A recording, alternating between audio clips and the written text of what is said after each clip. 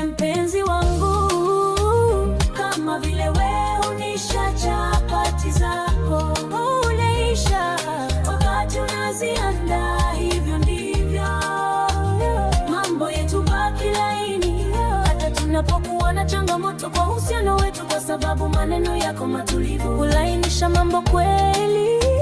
Na kama ile pilau upika wikendi huwa inavutia, oh inavutia. Hivyo ndivyo mapenzi yetu yanavutia,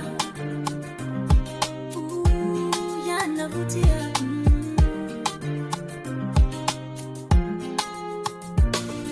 Na kila tupo pamoja jikoni tunapika, oh, tupo pamoja jikoni. Wewe huona nichekesha wakati ninaanda ugali, nikiwa makini maji yasizidi unga.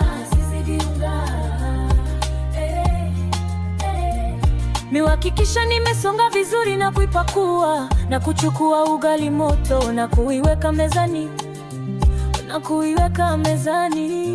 Hivyo ndivyo tunafaa tuangalie penzi letu hili lisisombwe na changamoto za kujiletea wenyewe. Na hii tunaweza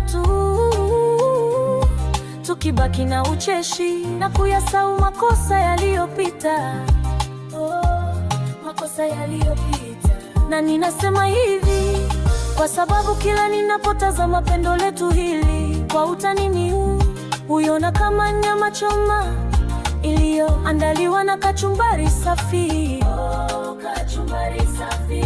Na ili ladha yake isijikatoweka kamwe, tubaki na ucheshi na kusameheana makosa madogo madogo, makosa madogo. Ewe mpenzi wangu,